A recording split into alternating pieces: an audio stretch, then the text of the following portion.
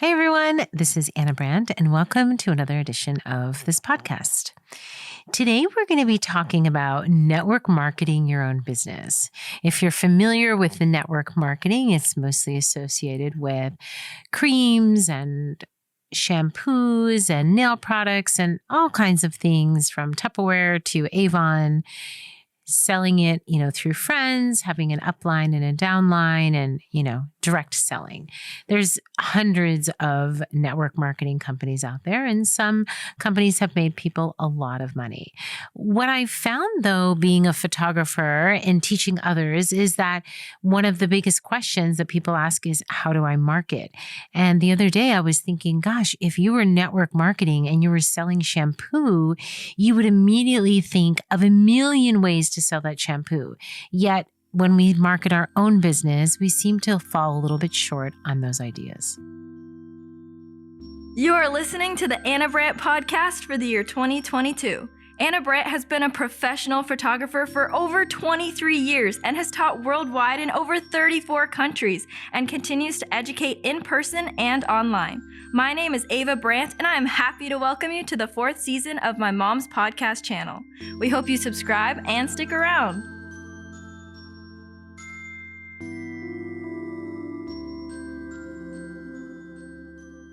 What are those ideas, and what is the correlation between network marketing and marketing your own business, whether it's photography or something else? Well, before I dive into that, I want to talk about a little conversation I had recently with a friend of mine. And she started this balloon business very, very recently. And she came in to visit me, and she brought me this lovely birthday gift. And I commented and said, wow, your business seems to be exploding. And her business is less than a year old.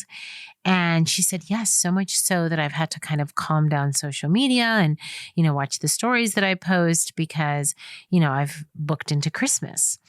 And I said, how did your business take off so quickly? Now, her business is, providing balloon arches and, different types of balloon bouquets for, you name it, whether it's a birthday or an event or corporate, sponsorship or anything like that. The balloon business is big business. And if you've ever tried to go and get a bunch of balloons and blow them up and make a beautiful arch like you see in Pinterest and Instagram, it looks way easier than it is. I know, because I've bought one of those Amazon kits, and I'm pretty sure I just gave it to her because it was a little bit more than I bargained for. Now, if you're an expert at DIY and you have the time, of course, you can make a balloon arch, you can get creative, you can change the color. But like anything else, there's an art form to it, and there's a way to do it and do it right. Less than a year ago, when we discussed this new business that she was going to do, she didn't even have a logo. So she had to build a logo and a website, and she had to jump into a market that's already doing pretty well here in Orange County, California. Balloon artists and entrepreneurs can charge anywhere from $200 to $2,000 for the right balloon configuration. So it's definitely a big space and it's lucrative. However, it is costly. There's time and materials, setting it up, taking it down. She's pretty much doing this on her own. She is a mom to a busy toddler, and her husband is busy working. So it's pretty much her just taking care of the balloons, inflating them, bringing them to the event. And I'm sure she gets help from parents and friends, but ultimately it's her own business. So how in really what it seems like just a few months did her business explode? And I asked her, and she said, well, I looked around at what people were charging in the industry and what the market would bear. Then I looked at my cost and how I could charge to be profitable based on my experience and be competitive with the existing market. And that's what I did. And I love that because she didn't just enter a new market with no experience and charge nothing, which is unfortunately what a lot of photographers do. They jump in new and they say, well, I'm new and I don't know that much, so I'm going to charge close to nothing. And then what ends up happening is they get a ton of clients, they get overworked, they realize they are not making any money because they've charged next to nothing because they're inexperienced, but now they're getting much better, but nobody wants to pay them. So then they raise their prices. The phone goes silent. Now they don't know how to market, and fill in the blank, go on and on and on. Some of you may say, hey, that's me. Others may say that was me, but that's not me anymore. When I went into my photography business, I started charging retail rates right away. So I didn't have a free period, but I was an amateur for 10 years, and that was my free period. So when I went pro, I didn't have a intro super cheap free period because I had already spent 10 years as an amateur. So my situation was a little bit different. Did that mean I knew everything about photography? No, I started natural light. I didn't have a studio. I didn't have equipment. I just had a camera, but I still needed to make money, and I came up with the rate that I wanted to earn. And I came up with what I thought was a nice competitive starting salary. Now, unfortunately, a lot of photographers don't do this, and it takes them years to catch up. But that's not what we're talking about today. We're talking about marketing. So her business is flourishing. She did all the things that a new business owner would do. She came up with a logo. She came up with a website. She started promoting on social media and sharing her stories. But something she also did when she first started that some people do and some people don't do, I was super proud of when I saw it. And it was probably 6 months ago where I had popped on social media and saw on her stories all these beautiful balloon arches that she had done. And some were for events, and some looked like they were for baby showers and gender reveals. And I commented and said, wow, I just love all the sets you're doing. You must be, so busy. I'm so proud of, all the jobs that you're getting. And mind you, she had really just kind of started. And she said, oh, they're all fake. She said, I've come up with, the concepts, the ideas, the colors. She was changing the colors of the balloons. She was making her own designs. And then she would take them and photograph them at different locations, post them on her story, and create a portfolio and a body of work. I thought it was brilliant because it looked to the average person like she was super busy. You could tell she's talented. She's producing the work. She's creating and she's sharing it. And she immediately built a following right away. I'm a photographer. Technically, this podcast is geared towards photographers, but I also think that a lot of the things that I'm saying can apply to many different businesses across the board. And the idea is that when you're coming into a market, whether you're new or transitioning or starting over, people want to see creators create, right? That's what makes us happy. That's why DIY shows are still popular. We love to see things made, and we love to see people create. So I'm always telling photographers, whether you're just starting out in the business a year or you've been around 20 years, don't be so involved in your business that you can't take time to create, show behind the scenes, create videos, reels, stories. Social media is filled with a million different ways to share your craft. Some of it can be super overwhelming. Do you spend your time creating reels on TikTok, or do you do the reels on Instagram, or are you supposed to be uploading videos to YouTube, or, posting to Vimeo or LinkedIn? And the answer is yes to all of those things. And don't forget, Pinterest is still in the running. That doesn't mean you need to do all these platforms every single day, but you do need to kind of come up with your own strategies and make sure that you're propagating content on a regular basis. So let's go back to network marketing and the correlation between marketing your own photography business or whatever business that is and how it relates to those who are network marketers. So let's talk about the people that are, let's say, selling shampoos and lotions. I know people that have done so well in the marketing and selling of these products that they're no longer even doing their day job. They're buying houses and vacationing and working when they want to, and they're selling their product. But what's fascinating to me is some of these people are photographers. And so they're no longer selling their God-given talent, but they're selling a product that somebody else created that they don't own. And they're going all in. They're posting videos and reels and stories, and they're going to their friends, and they're tapping into their referral network, and they're doing bonuses and incentives and how-to videos, and they are diving in to sell shampoo. Now, if you're one of those people, I'm not knocking what you're doing. I'm actually saying you're doing exactly what you're supposed to be doing, but then why aren't other businesses doing the same thing and using the same methods that you're doing because they work? You can go to any network marketing seminar and they will fill your day with all the different ways that you can market and sell their product, how you can reach out to family and friends, how you can show how to use the shampoo, how you can show the before, what your hair looked like. It was dull and lifeless. And now you have this amazing shampoo and a good blow dry and you look fantastic. And if everybody would buy this shampoo, they would do the same. And yet many of the people that are doing this were once very talented photographers and still are, but they're no longer selling their craft because they found they could make much more money selling shampoo. And if that's what they choose to do and it makes them happy, that's fantastic. But what I'm talking about is why don't photographers and those who need to market their business, why aren't we looking at their example and going, I can do that too for my own business? Many photographers don't even have referral programs. I would much rather put my money into a referral program and thank my clients for referring their friends and family to me rather than dump a bunch of money in Google ads. Not knocking Google ads. If you do Google ads and they're working, that's great, but I don't really do Google ads. And so I have an amazing referral program that I've given back to the many clients that have sent in their friends time and time and time again. And I think every business should. It's kind of like when you go to get ice cream and they say, come back tomorrow, buy one, get one free. The idea is to bring your friends so that they can buy an ice cream cone. Now, some people walk in and they go, well, buy one, get one free. I'm going to have 2 cones, and that's great. But I'm pretty sure the people that created that marketing idea wasn't doing that so everybody would go in and get 2 ice cream cones for themselves. Their idea was, hey, maybe they'll bring a friend and they get a free cone for that friend. Network marketing has basic core principles. One of them is know your target audience.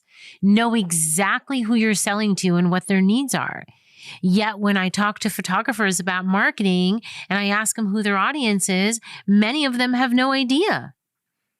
And whenever I'm teaching things like my 4-Day Baby Academy, one of the first things I say in day 1 is go home at night and your homework is tell me 5 characteristics of your client. And most photographers look at me and they just don't know. Well, my client's either pregnant or they have a newborn. They're probably in their late 30s, early 40s. They're most likely working. Either 1 or 2 people are working because photography is not cheap. And they're definitely not going to be unemployed buying photography. I know who my client is. I know the characteristics of my client, and I've been marketing to my client for over 20 years. But many photographers don't even take the time to sit down and identify the characteristics of your target audience. Maybe your audience are 20 to 30. Maybe they're in the 30 to 40. Maybe they are all dealing with babies through surrogacy, maybe through infertility. Maybe they're from blended families. There's so many different types of characteristics that come along with your client, and you're not meant to market to all of them. That's the whole idea of having a target audience. Any network marketing program you stumble upon, target audience will be number 1 in their list of things that you need to focus on. I did a little bit of Googling on network marketing and looked up some of the obvious tips. And in searching, one of the posts that came up from softwaresuggest.com in their top 15 network marketing tips for guaranteed success, the first paragraph, and I quote, says, one of the biggest network marketing tips for guaranteed success is to know the audience you're catering to very well. You must understand who qualifies as the right audience, what drives them, and which of their problem is your business trying to solve. Once you get clarity on this, your business will be sustainable for a long time. I 100% agree with that statement. And as someone who's in the industry for 23 years, I can definitely say that my business is sustainable and I know who my target audience is. If you're somebody who's struggling with marketing and you're saying, Anna, I'm putting out specials and I'm putting out new ideas, or I've changed my pricing and nobody is calling me, all these things that I hear in the mentoring and the coaching that I do, And others will say, just be patient. If you change your pricing, eventually they'll come. And don't do minis. It'll devalue your business. And don't offer discounts. It'll diminish, the value of the services you're offering. And there's some things I agree with and some things I disagree with. It's September of 2022, and we're going into one of the busiest seasons of the year. There are many businesses that will make and generate 75% of their income during the last 3 to 4 months of the year. That's a big number. So there are a lot of businesses, they're all in. They've been planning for this season since the first quarter of this year. And yet others of you will be struggling going, why isn't my phone ringing off the hook? And why aren't people booking? And I've raised my prices and I'm not going to go down on them because I'm worth it. And yes, you are worth it. But are you marketing and targeting to the right audience? And do they know that you're there?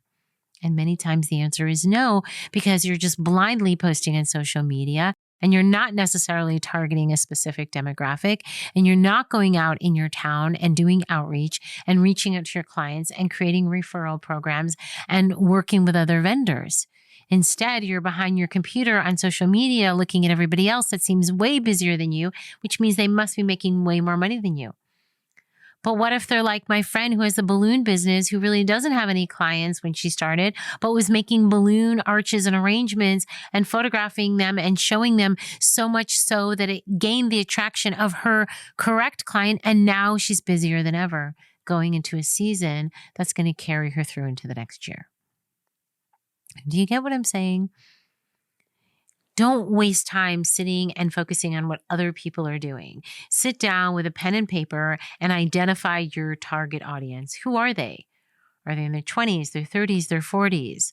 Are they dual income households? Are they single parents? I've said over and over again that there's room for fine dining as well as fast food. Which category are you in? Because you can't really serve both markets. McDonald's knows exactly who their market is.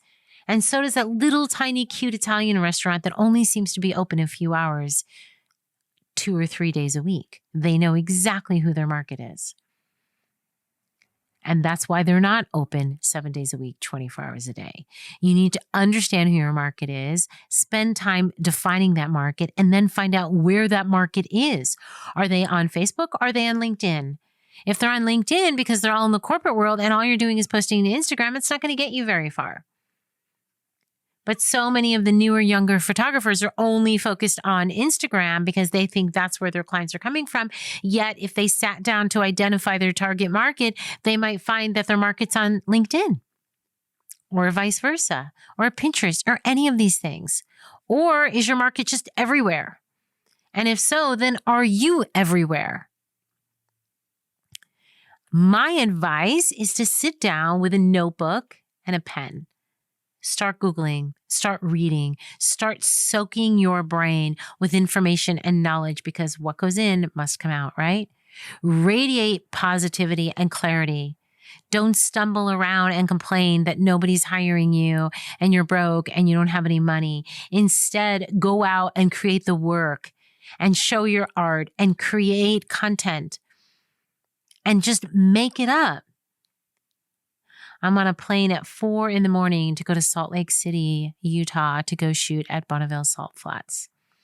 Do I have a client paying me to do that? No, but I am teaching a workshop. So I do have photographers that are paying me to teach them.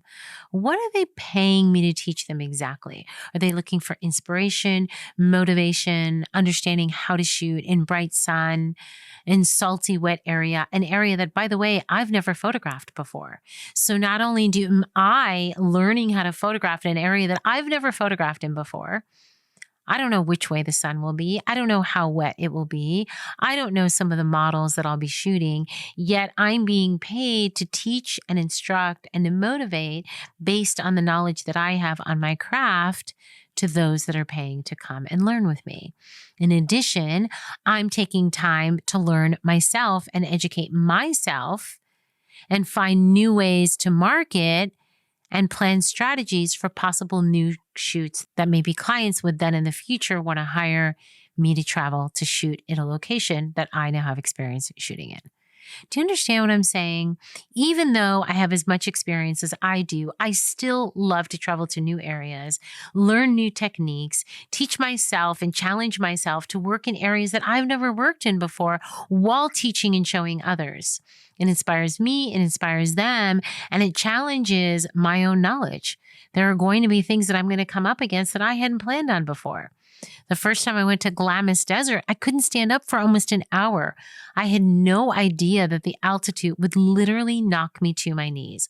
I was nauseous. I felt like I wanted to throw up. I literally could not stand up in the sand to shoot.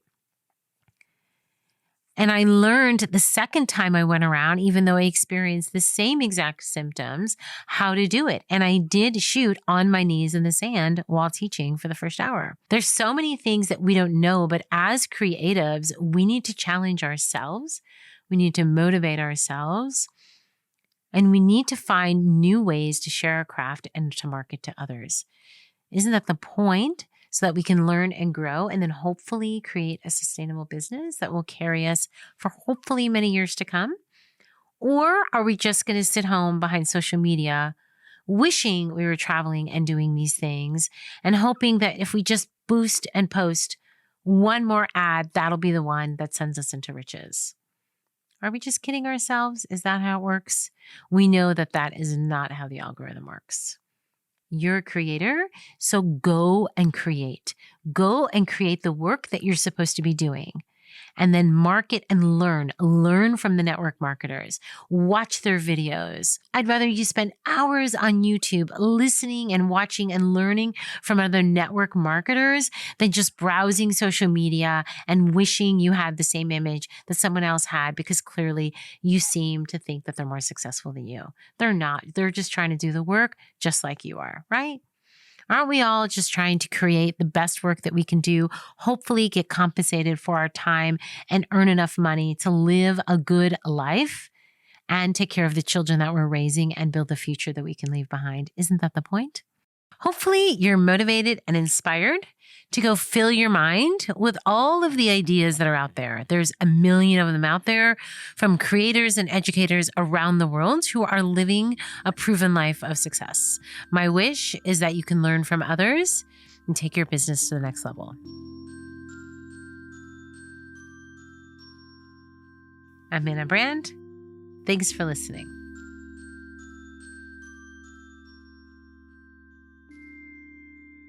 Did you like this podcast? We would love it if you gave my mom a kind review and reach out to her.